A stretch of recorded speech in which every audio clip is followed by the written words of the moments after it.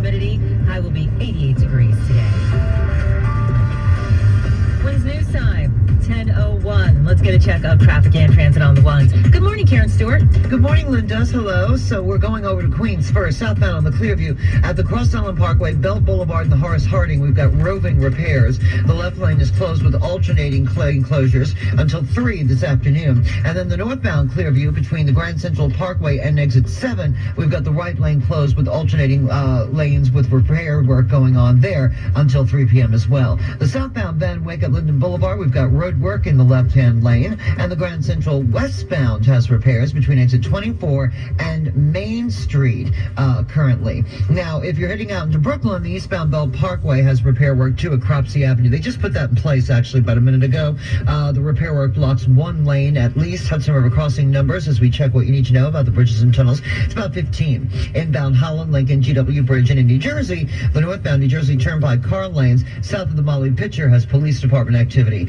and EMS activity. 2 lanes are blocked there with alternate side of the street in effect. We're sponsored by Hint Water, delicious fruit-infused water with 0 sweeteners and 0 calories. Hint's 25 flavors include blackberry, coconut, and blueberry lemon in stores or at hintwater.com. I'm Karen Stewart, 1010 Wins on 92.3 FM.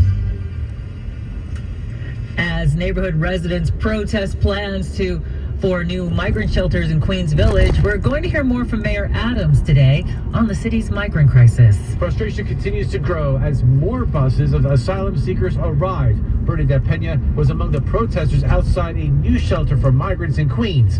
She spoke with CBS 2. We don't know who our kids are going to be surrounded. They can sit anywhere. Our kids aren't going to be protected. People were holding up signs and chanting, expressing their disapproval of the city's plans to house migrants at the Creedmoor State Hospital.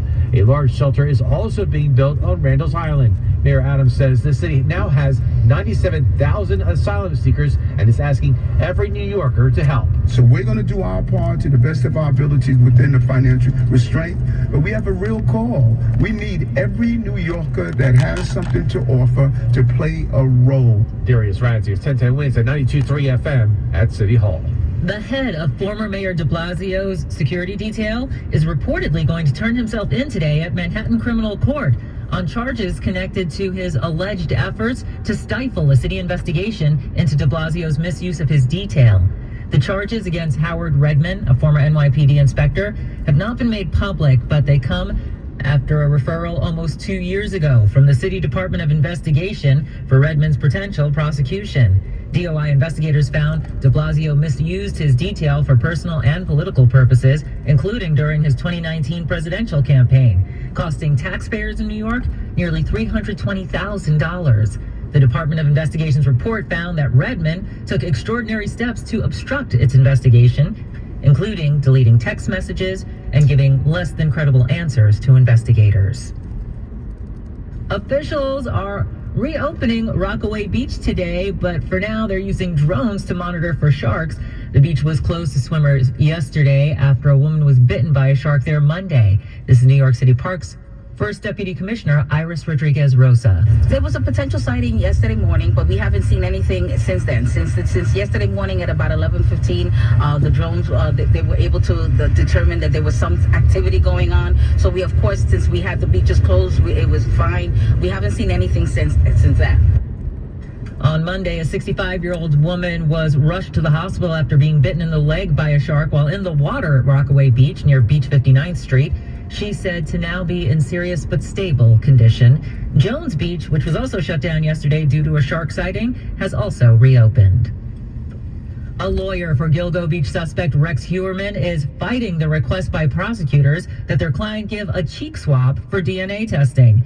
His attorney is saying in court papers that prosecutors had not demonstrated there was probable cause to believe that Hewerman had committed the killings. Prosecutors have said they already linked Hewerman to one of the killings through a DNA profile that was developed from a pizza crust and napkin that he allegedly discarded outside his Manhattan office. But both the prosecution and defense admit they need the cheek swab to definitively confirm it. Hewerman has pleaded not guilty to first and second degree murder charges in the killing of 3 women and is the prime suspect in the killing of a 4th, whose remains were all discovered near Gilgo Beach in 2010. Very short and sweet driving in the news today. Hope everyone has a great day. We'll see you on the next Driving and the News.